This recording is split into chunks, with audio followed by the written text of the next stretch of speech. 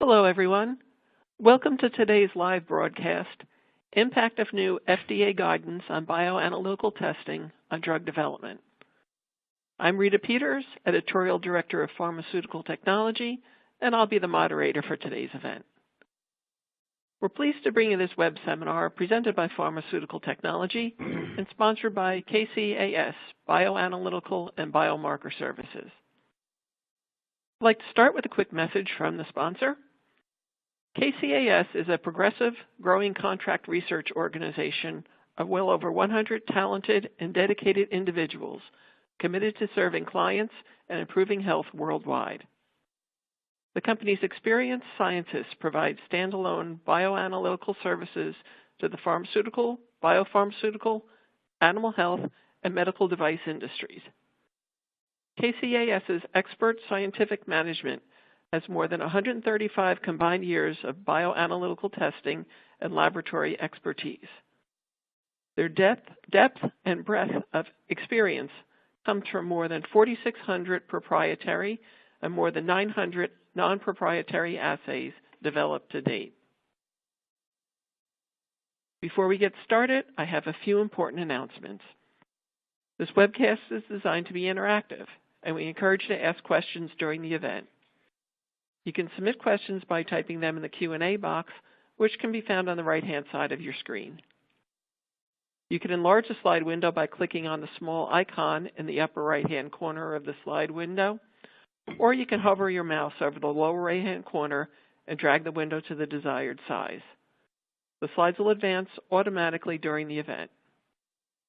If you have any technical problems viewing or hearing the presentation, you can click on the question mark help widget in the dock at the bottom of your presentation window.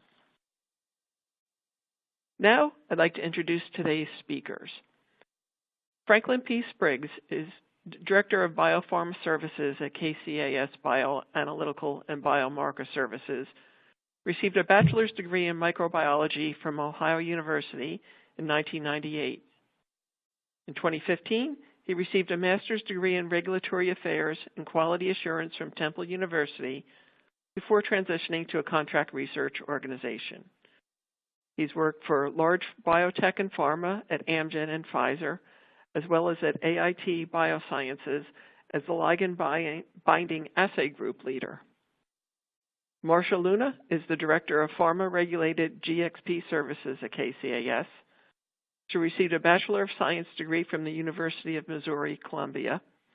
She has more than 31 years of experience working in a laboratory environment involving studies focused on environmental analysis, bioanalysis, pharmaceutical finished product analysis, and toxicology study analytical support.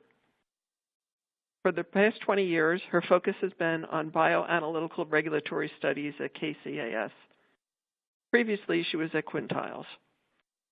She joined KCAS in 2006 as a principal bioanalytical investigator and has managed numerous studies and a group of analysts and scientists. She was recently promoted to a new role as a director and is a member of the senior leadership team.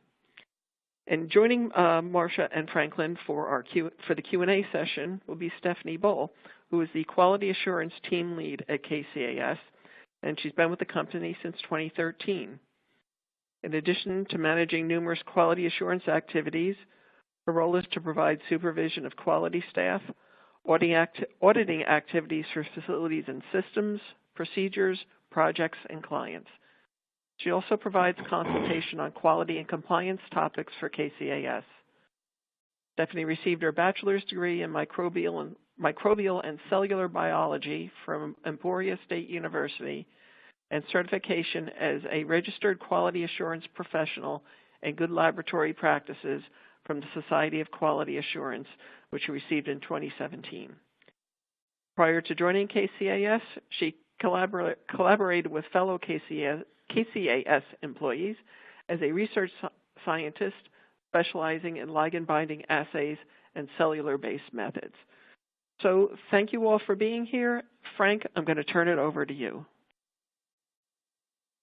Thank you very much, Rita. First of all, I would like to thank Pharmaceutical Technology for the opportunity to present this webinar. And I'd also like to thank all the participants who are on the webinar listening, taking time out of their busy day to listen to our perspective on the FDA guidance and the impact to the bioanalytical space. We're going to I'll briefly go over the agenda as is displayed now. We'll start with a short history of the bioanalytical guidance, key drivers to validation. We'll also move through the recent guidances. We'll talk about some hot topics from WRIB as well as the Global CRO Council. And then we'll briefly talk about some of the gaps that are in the FDA guidance for bioanalytical sciences, specifically in the LBA space, and then some takeaway messages before we go into a Q&A session.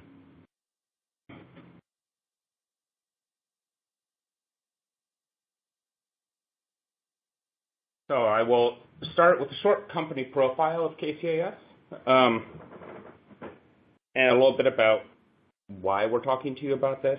So we are a full-service bioanalytical contract research organization with over 120 scientific and technical staff. We are experts in the bioanalytical sciences, in bioanalysis of pharmaceutical products, and bioanalysis of biopharmaceutical products by LBA as well as by LCMS. Also, we have a great number of years of experience in biomarkers, both LCMS, LBA, and flow cytometry. And we are able to include and provide clinical supply kits to clinical sites to assist in the sample collection and can add special additives to those collection vials as needed. At this point, we'll take a short pause to go into a poll. Yeah, thank you, Frank. This is Rita again. I'd like to get our audience involved with answering the polling question, and just click directly on your screen to enter your answer. So the question here is, how many years of experience do you have in a bioanalytical lab? So is it less than 4, 5 to 10, 11 to 14, or more than 15? So again, question is, how many years of experience do you have in a bioanalytical lab?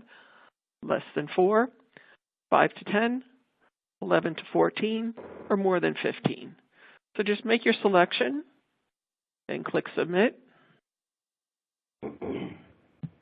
Okay, now we'll take a look at the results.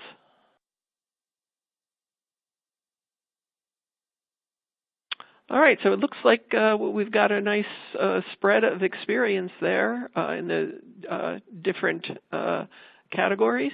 So Frank, Marcia, I'll let you take that in consideration as you move on with the presentation. We're going to go back to Frank. Okay, thank you, and thank you for entering that information into the poll. So I'm going to go a little bit into the history of the bioanalytical guidances, both the FDA as well as the ICH guidances. I'm not going to go into the full history of where the guidances come from. That, as many of you know, looking at the experience many people have, would be an hour seminar in and of itself. But just briefly, I would say that this 2018 guidance from the FDA is a long overdue update to the 2001 guidance. And this really arose and was modified and improved from the 2013 draft guidance that was put out for public comment.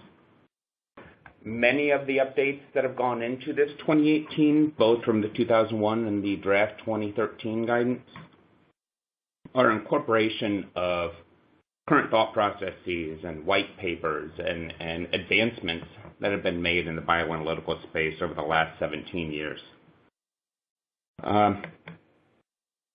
We've listed some incorporation of those white papers, certainly not all of them, but those that we feel are the most commonly cited.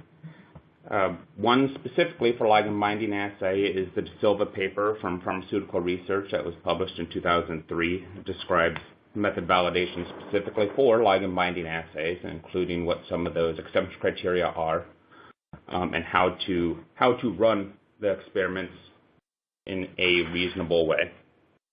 And then the 2007 and 2009 workshop reports gives additional information and buy-in from the chromatographic as well as ligand binding assay validations, as well as when ISR or encouraged sample reanalysis came on the scene, discussion of what the acceptance criteria looks like for that, the number of samples to test post-study or during study.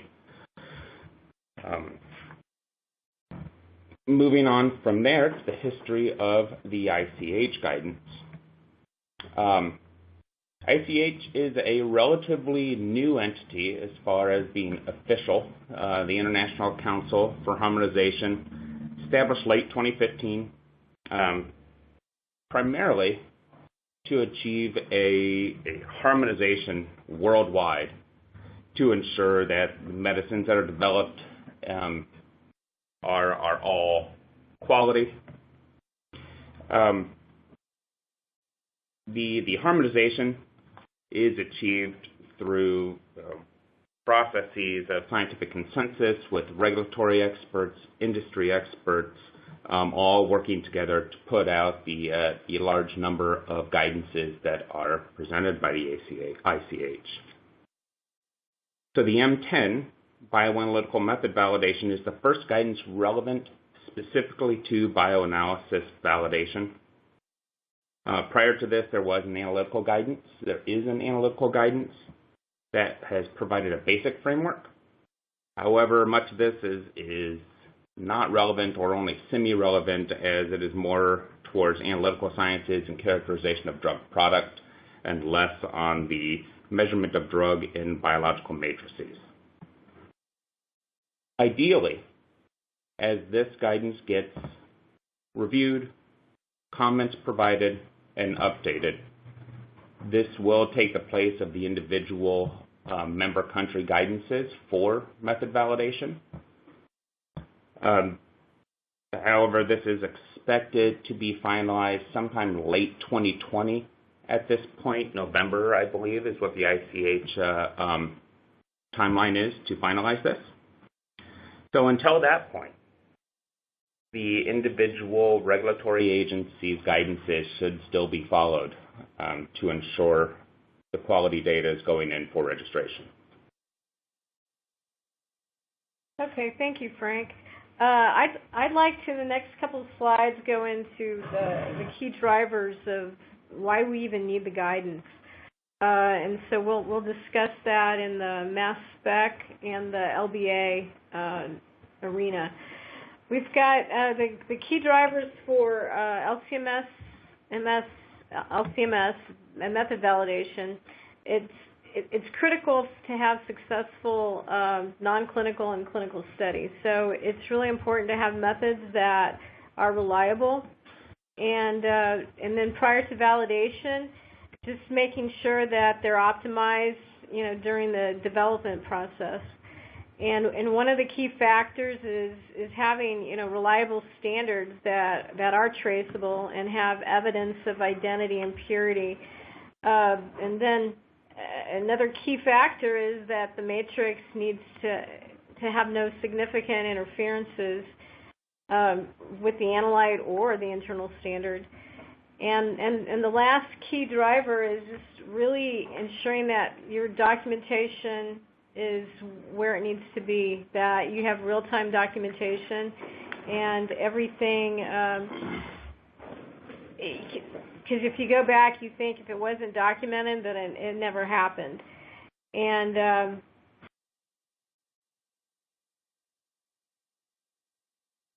so for the ligand binding method validations, very, very similar tenets here for the key drivers.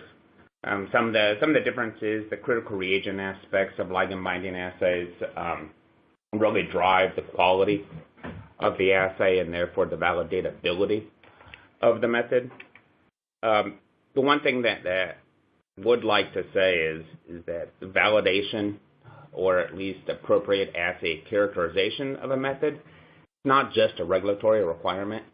It is good scientific practice to understand your method. It provides added confidence to your method, provides a deeper understanding of what the assay range really is, accuracy, precision. What happens as you're analyzing those samples? Sitting them out at room temperature, diluting them, freeze-thawing them, keeping them in storage for a long term. The validation of that method ensures that the data that is being generated is reliable, defendable, and more importantly, is providing that best data possible to ensure that good decisions are being made on dosing and on safety profiles for the ultimate benefit of the patient.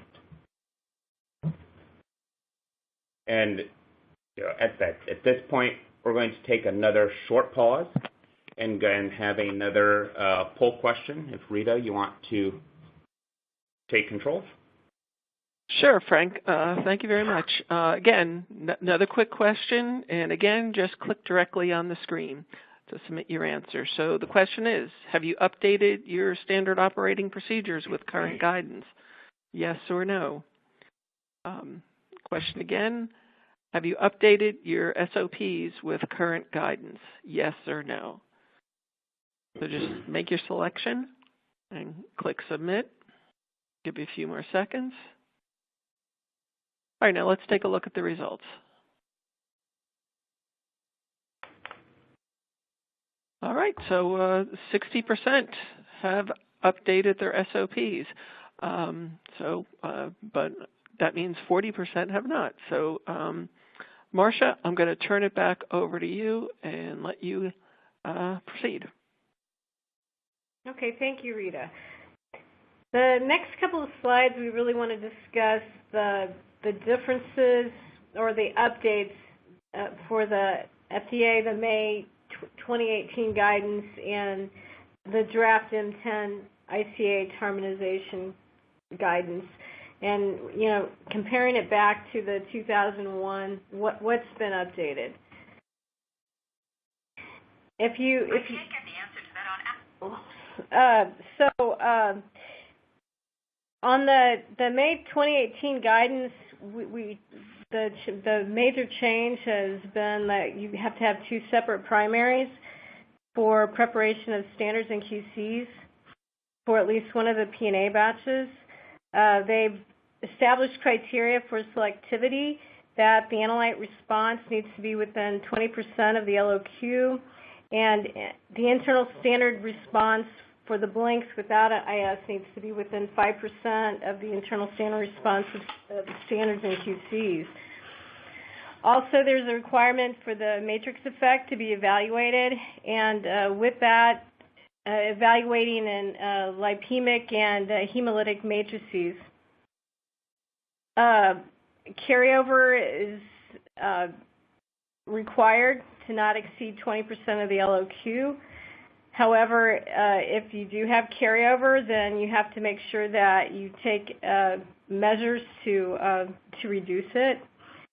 And the standards need to be prepared in a matrix similar to study samples, free of the endogenous analyte. One of the key things that really impacted, I know, our validations was that fresh standards were required in the P&A batches. However, there was no specific concentration requirements for the mid or high QCs. And then they discussed stability of the analyte should be assessed in the presence of the other drug when a drug is administered at a fixed combination. And also they talked about if you go back into development after validation has started or completed, or if you've gone into bioanalysis, that you have to include a synopsis of the development in your validation report. And also they talked about that if a counterion changes, then you don't need to partially validate. So like K2 versus K3, sodium versus lithium.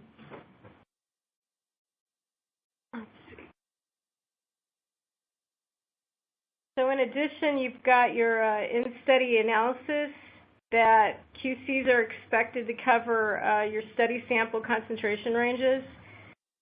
And they've also discussed that the IS response and drift should be monitored. And as already been mentioned, that ISRs are required. And ISRs should be conducted in all studies submitted in an NDA, BLA, or ANDA that provide pivotal data for the approval or labeling of the product, regardless of the matrix. And establishing the acceptance criteria to be greater or equal to 67% of the samples within 20% of its original value. And in addition, you've got as far as the reporting, that was a big item that the May 2018 guidance addressed is how you report. And they require for you to have the SOP for your reassay and ISR within your report. And the other big item is reporting your stock solutions for the preparation of standards and QCs. And then you also have to have your deviations and impact and significant investigations reported in your report. And the other thing is that everything is hyperlinked. So you've got like a summary table that is hyperlinked to your text, that's hyperlinked to your actual tables. And another aspect is including your original data and re-injected data. If you've already regressed your data, then you need to include the original data.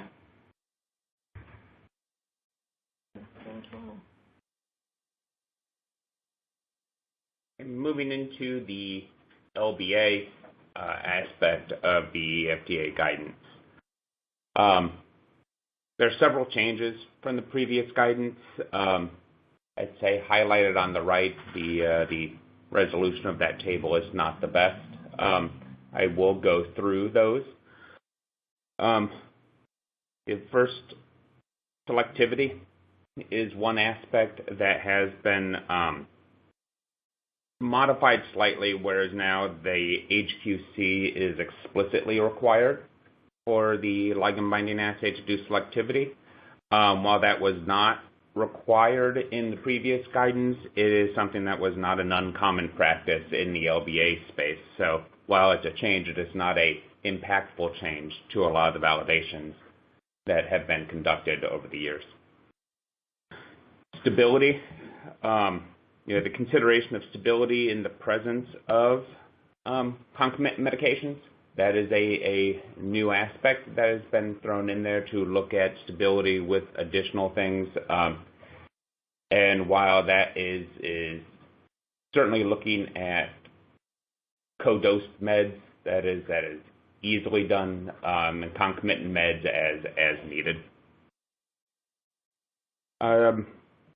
Additionally, with stability, there is the comparison against the freshly prepared standard curve in QCs as being ideal. However, the nice thing is the 2018 guidance does explicitly say that it may be required, and it calls out macromolecules as the example, that you may need to freeze the standard in QCs, and that is acceptable so long as freeze-thaw stability has been demonstrated prior to reporting of that data. As Marcia went through, and I'm not going to recap the reporting aspect, this guidance is much more prescriptive in what needs to be done in the reporting in order to meet the requirements and be in accordance of ECTD reporting requirements for the agency. Another big change that probably the biggest change in the LBA space, in my opinion, is biomarkers are now included in the scope of this guidance. That changes things, working with a lot of the biomarker space, and there is plenty of industry discussion on what a validation of a biomarker looks like. So that is something that continues to be discussed in the industry on what a validation of a biomarker looks like. we now have a framework with the 2018 guidance to work from. Now, continuing on with some of the more significant changes that are in the guidance. Loose linearity. This is described differently between the ICH and the FDA, and both of them are significantly more in depth than what has been done in the past and what has been required to be done in the past. The concept is the same for loose linearity in the FDA guidance. However, there's a requirement to have 5 replicates per dilution tested. The way we interpret that is there must be 5 results per dilution tested. This does add some complications on what exactly is the criteria here, the acceptance criteria. Do all 5 at each dilution have to pass? And this is addressed in our validation plans as we write them, we approve them, QA reviews them, about how to accept or if you need to reject loose linearity based on one of those 5 assessments, the mean of the 5 assessments, etc. Specificity is another much more detailed description. In the guidance is now talking about still looking at structurally related compounds. So if you're analyzing or validating a method for a monoclonal antibody, looking at another monoclonal antibody of the same isotype, but looking at it across the entire dynamic range of the standard curve. Much more in-depth assessment than has previously been done, and is relatively simple to incorporate. It just is a different approach to looking at that and a better understanding of your assay specificity. So I'll hand it back over to Marcia. Okay, so going on to the draft M10 ICH guidance, ISR assessment was detailed out further, and as far as making sure that if you have a failed ISR, it requires an investigation, and you have to have SOPs in place to drive this and to trigger the investigations. And if if the cause can't be identified, then the impact must be addressed as far as the failed ISRs are concerned. And even if you have passing ISRs, the guidance talks about if you have large or systematic differences between results, you should investigate.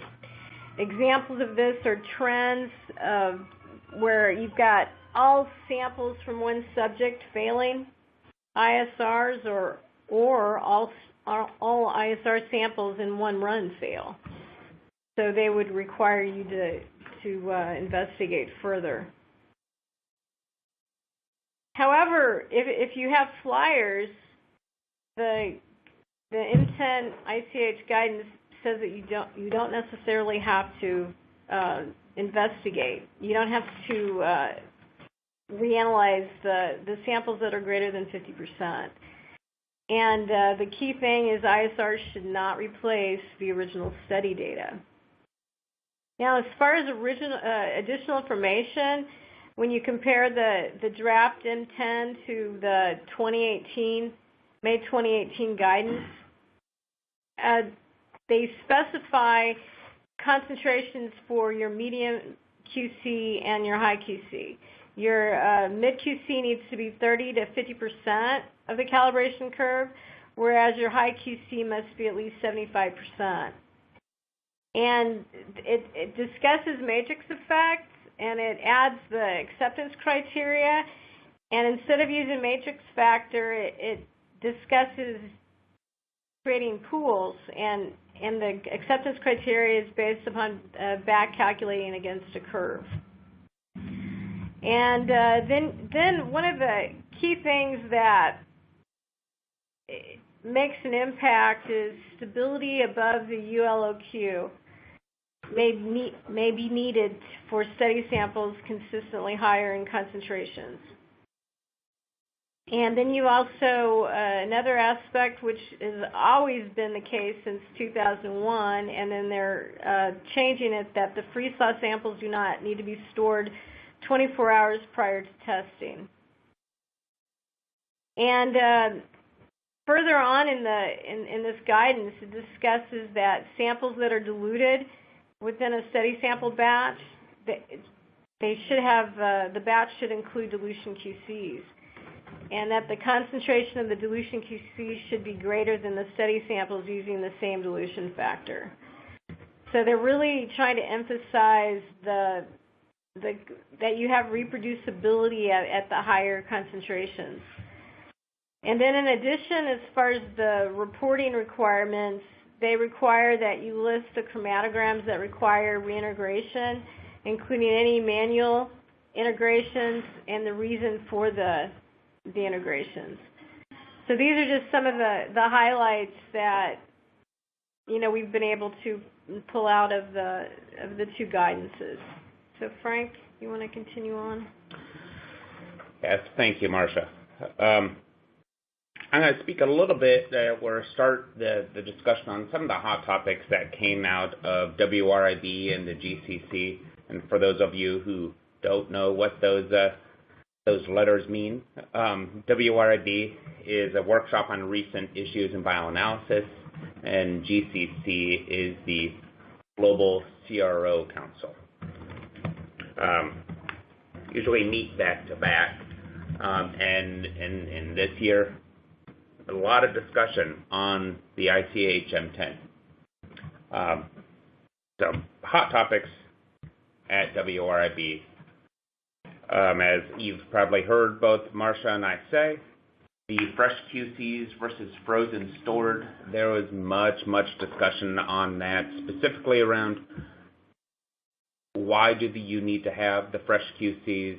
Are those truly representative of the samples that we receive? As samples we receive, we never receive them unfrozen, or rarely do we receive them unfrozen. They are always frozen prior to being sent. So the relevance of having fresh QCs versus having frozen QCs was a good topic that was had multiple times at WRIB. Again, the M10 guidance, as I mentioned very early in the presentation in the webinar, it is to be finalized. The ICH website states November 2020. As we all know, these things frequently take longer to finalize than originally projected. So it'll be sometime 2020, 2021. The FDA is expected to require bioanalytical labs to update their SOPs and their practices accordingly. What I mean by that is update with the current FDA guidance now, and when the M10 guidance comes out, continue those updates to incorporate any changes there, as the FDA has added and included a lot of discussions and input into the ICH guidance. Reports and tables in ECTD with links. Reporting has become much more involved than it has been, with the requirement of them being in this electronic format, compatible format.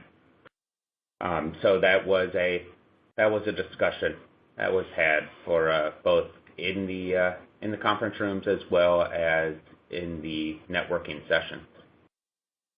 And finally, biomarkers continue to be a hot topic of discussion. What is a companion? What is a complementary? What is a validation of a biomarker? Is a biomarker a PK assay? Is it not a PK assay? These will continue to be discussed, continue to be hotly debated. And I welcome the continued discussion on it, because it can only make us better as an industry. And Marcia, if you want to speak to the CRO Council. Yes, the the Global CRO Council was the Friday after the WRIB, the first week in April. And we had 3 directors here at KCAS that attended. We had Dawn Dufil, myself, and Franklin Spriggs. And as Frank indicated before, a lot of discussion was on the M10 draft guidance. In fact, it was the whole council. We went line by line through the entire guidance, and it was divided up into, initially it was divided up into segments, and so everybody was able to look at it and evaluate it and see what needed to be changed or see what was good. And then after several hours of discussion, then we had the round table of all the directors and leads of the other CROs, and then it was discussed.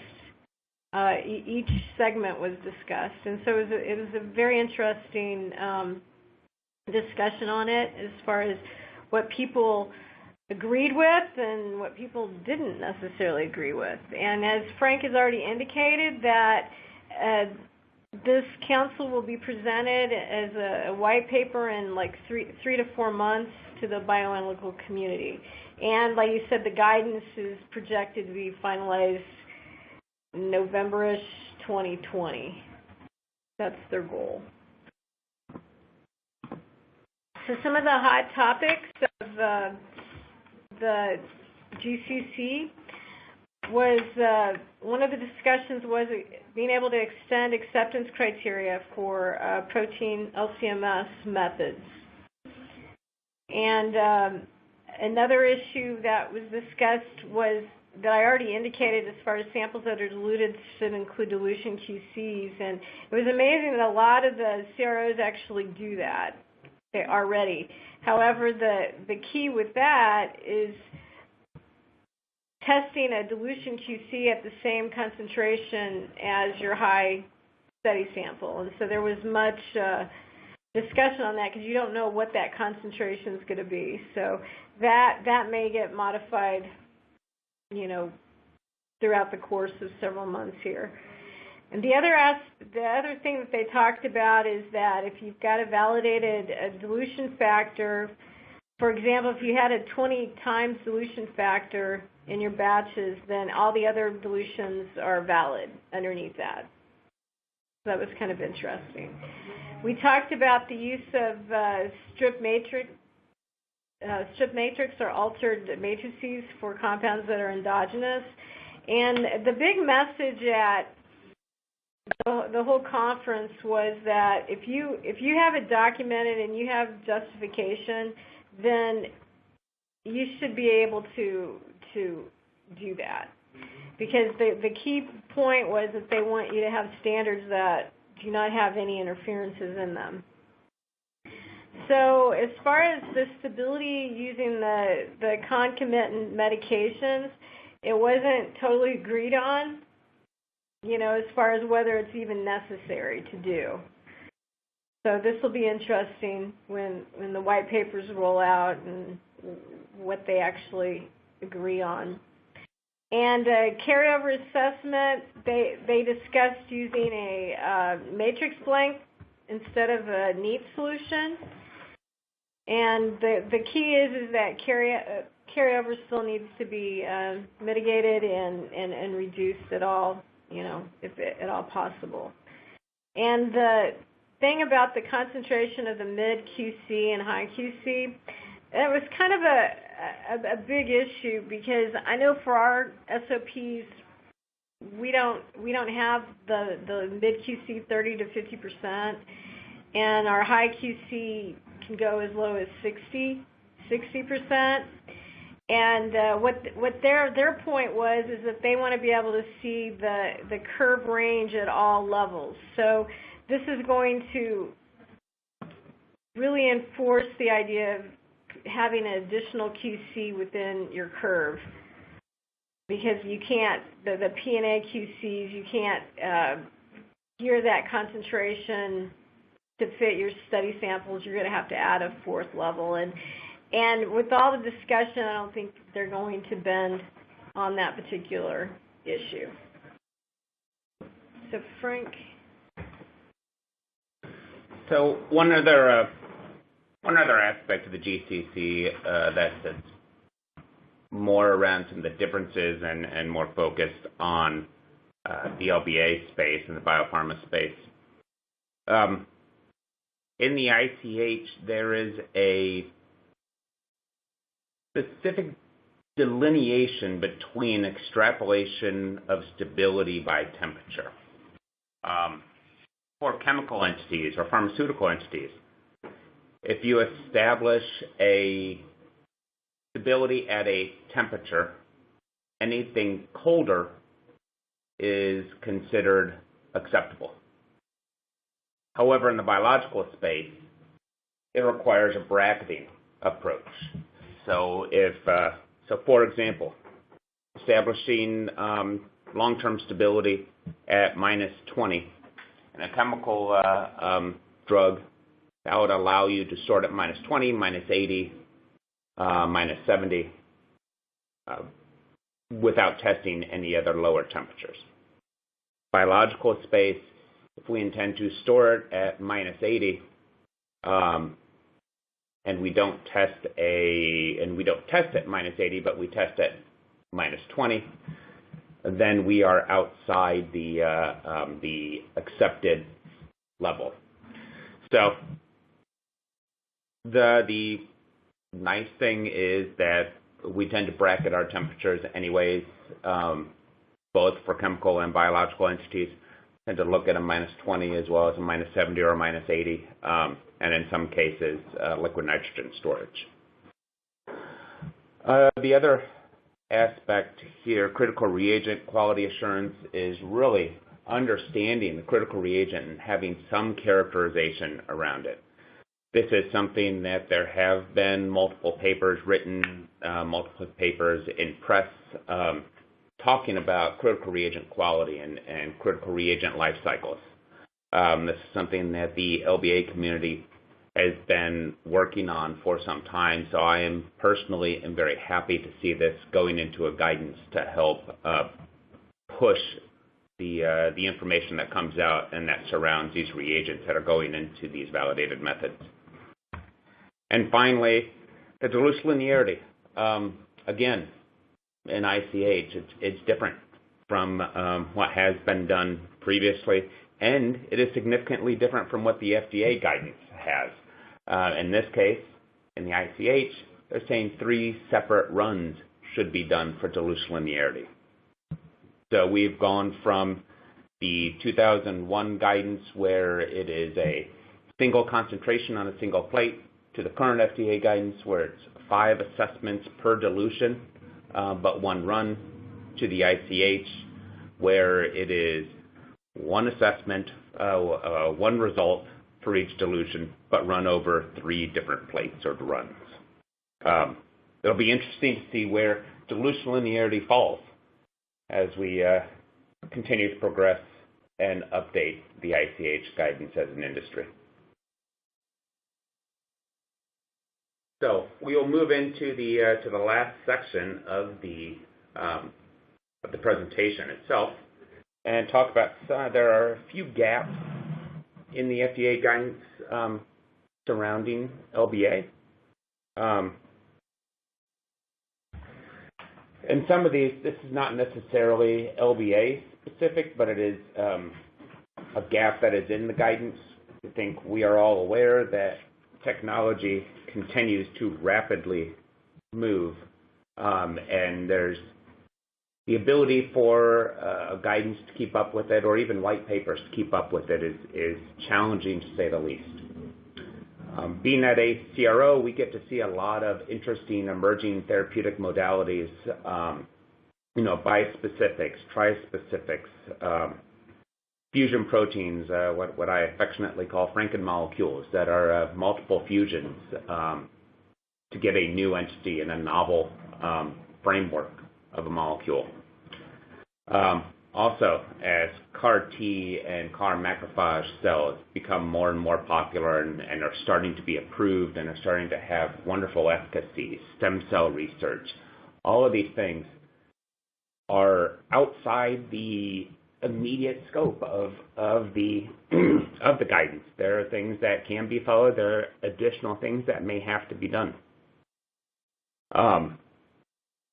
And as far as platforms, with the cell therapy that's going on, flow cytometry is becoming more and more and more commonly used as a bioanalytical tool that will require a sort of validation, qualification of that method. And there are plenty of industry experts out there working on defining what that is through white papers and through discussions and through seminars and at WRIB. Gene therapies. We've gone down the road of gene therapies before, and it looks like it is here to stay this time and here to be very reliable and safe. So we need to start looking at how do we validate a quantitative PCR method so that you can understand the PK of that gene therapy and how you can relate it to the pharmacodynamic effects. And that is something that, again, there will be things that we can follow in the guidance, and there will be additional things that we need to do, and there'll be some things that are irrelevant to do. And then finally, hybrid LC-MS or protein mass spec or immunoaffinity capture mass spec, analyzing macromolecules through LC-MS. It has been around for a while. It is now getting into the space where regulations need to be drawn up and understood, and the concept of it being a mass spec detector with an LBA front-end type of methodology needs to be considered, and that may be a new section of a future guidance, is the chromatographic, LBA, and hybrid approaches. Highly anticipated to see that. I think that'll be a wonderful addition to the guidances, and certainly look forward to reading some of the papers that will be coming out on that. All right. I'm going to wrap up those things that we've been talking about. KCAS continues to stay abreast of these regulations as they come out, as they're draft. We look at them. We provide our input either as KCAS or as part of the Global CRO Council. We are frequently and constantly evaluating our SOPs to make sure that our practices are in compliance. KCAS leadership, meaning the directors as well as executive management at the company, actively involved in providing feedback to the regulatory agencies, both on a scientific and a regulatory side of it.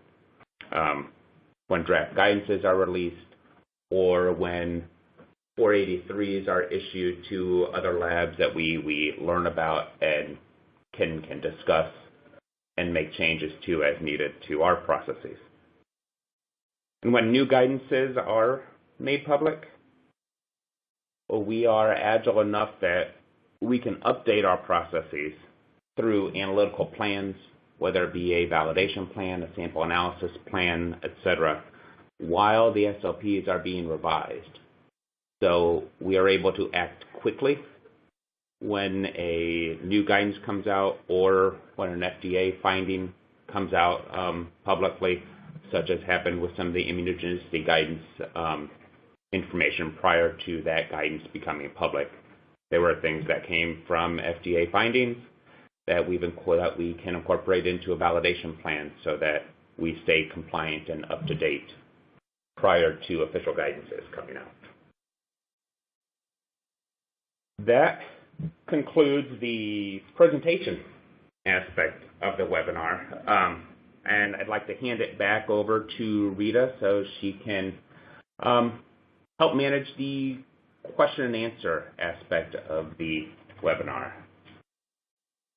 Well, thank you very much, Frank and Marcia, for the presentation.